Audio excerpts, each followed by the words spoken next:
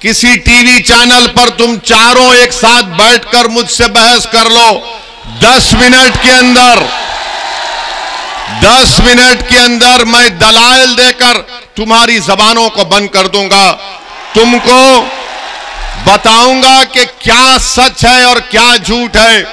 मगर मेरी लड़ाई यही है, मैं आजादी चाहता हूं।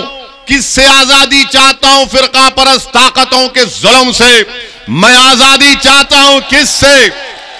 मैं आजादी चाहता हूं उन पार्टियों से जो आरएसएस का उम्मीदवार हसनपुर में उतारकर मुझसे कह रहे हैं कि तुम गुलामी इसकी करो।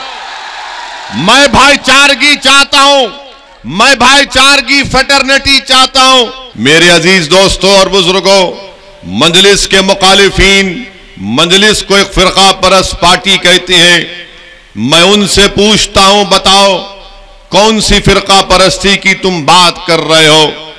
आज सरजमीन दखन में मजलिस के 7 रुकन असेंबली है, 7 एमएलए विधानसभा में है, बिहार में 5 हैं, महाराष्ट्र में 2 हैं।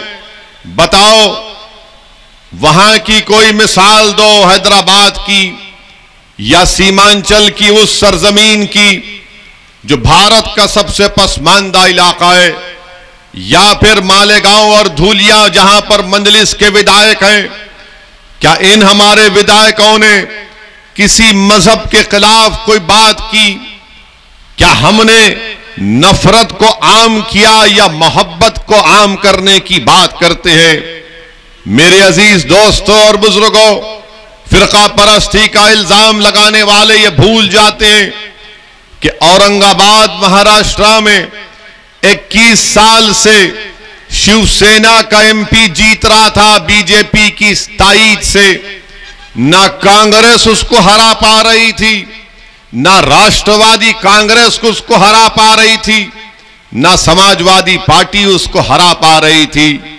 जब मजलिस का एक जियाला जिसका नाम इम्तियाज जलील है, जब उसने इलेक्शन लड़ा तो औरंगाबाद की जनता ने 21 साल के शिवसेना के एमपी को हराकर उसको कामयाब किया। बताओ ये काम कांग्रेस क्यों नहीं कर सकी? समाजवादी राष्ट्रवादी क्यों नहीं कर सकी?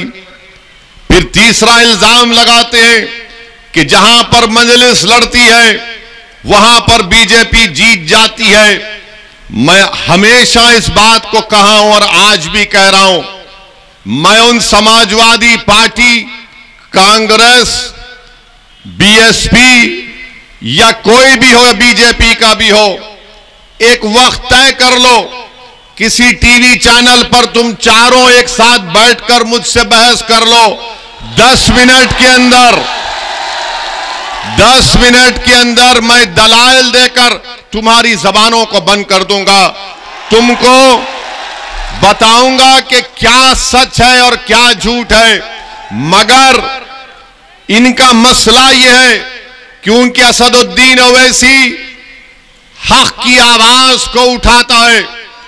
असदुद्दीन ओवैसी संविधान के दायरे में रहकर संविधान ने जिन बातों का जिक्र किया, क्या किया संविधान ने जिक्र? संविधान ने कहा लिबर्टी, उसके माने आजादी। संविधान ने कहा जस्टिस, उसके माने इंसाफ। संविधान ने कहा फ्रेटर्निटी, उसके माने भाईचारगी। Liberty, equality, fraternity, justice, equality के माने मसावात। मेरी लड़ाई यही है, मैं आजादी चाहता हूं। किससे आजादी चाहता हूं? फिरका परस्त ताकतों के जुल्म से। मैं आजादी चाहता हूं किससे? मैं आजादी चाहता हूं उन पार्टियों से जो आरएसएस का उम्मीदवार हसनपुर में उतारकर मुझसे कह रहे हैं कि तुम गुलामी इसकी करो। मैं भाईचारगी चाहता हूं, मैं भाईचारगी फ्रेटर्निटी चाहता हूं। क्या चाहता हूं? इसीलिए हमने भागीदारी परिवर्तन मोर्चा को बनाया।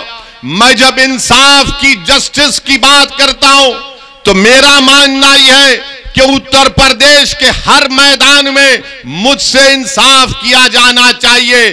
शिक्षा में, ठेकेदारी में, पुलिस की भर्ती में ये इंसाफ की हम बात करते हैं, इक्वालिटी की जब बात, मसावात की बात जब हम करते हैं, तो हमारा मानना यह है कि जब तुम्हारे मंच पर सब लोग बैठ सकते हैं तो फिर मैं क्यों तुम्हारे साथ नहीं खड़ा हो सकता।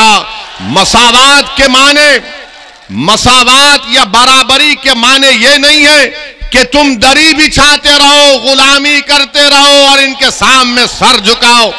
यही बात इनको पसंद नहीं आती कि ओवैसी, इनको जो बात पसंद नहीं आती वो ये है कि ओवैसी हमारी हां में हां नहीं मिलाता। नहीं मिलाऊंगा, नहीं मिलाऊंगा।